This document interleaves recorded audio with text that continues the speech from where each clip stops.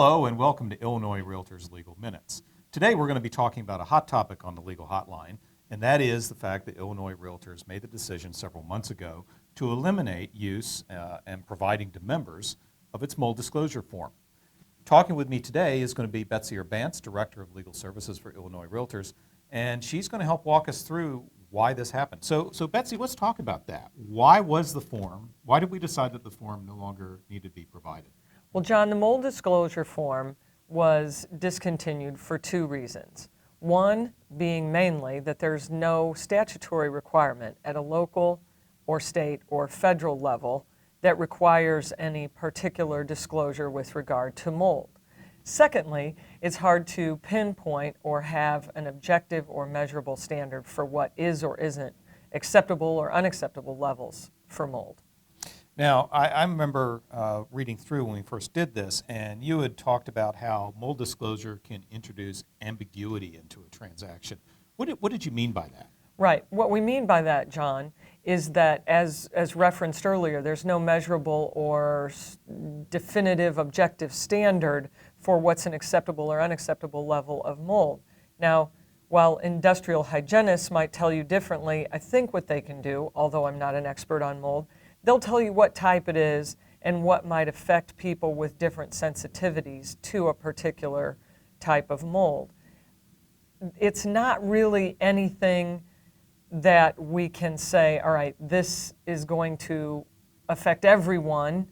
The other problem is that when mold is present, there is an underlying defect that's caused by moisture, leaking water that is causing the mold to occur, and if the mold is cleaned up with bleach or what have you to clean up that particular situation, if the underlying defective condition is not repaired, the mold is coming back. So let's say you're a seller and you talk to your agent and you say, hey, I think I've got a mold problem. What does the agent, what is the broker's responsibility at that point? Okay, well, the first thing that the broker would say to their seller client is, I'm not an expert on mold. So if you want to know more about the particular type or how to clean it up or what other information you would need in this regard, you need to talk to an expert, which I believe is an industrial hygienist.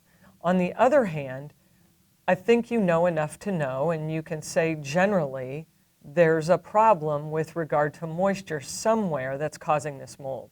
So there's an underlying physical defect that may be a reportable item on the residential real property disclosure form, or just some common law duty to disclose that there's a moisture issue, the mold is here, it keeps coming back, or the seller might elect to dig in, find out what the real problem is, and get it all fixed up top to bottom.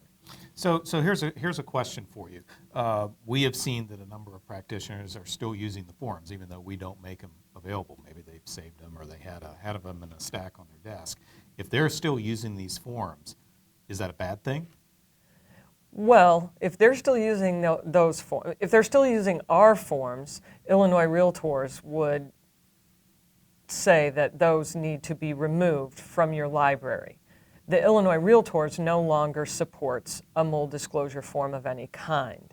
So if a company or an association or some other group wants to produce another type of mold disclosure or mold notice form, that's certainly up to them, and that would be in their independent discretion whether or not to provide these. Well, thank you. We have been joined by Betsy Urbance, Director of Legal Services for Illinois Realtors, who's been talking about mold disclosure forms and why we no longer provide one as part of your member benefits at Illinois Realtors. Now, we have plenty of other forms, so if you're interested in any of those, plus many other types of information, please visit us at illinoisrealtors.org.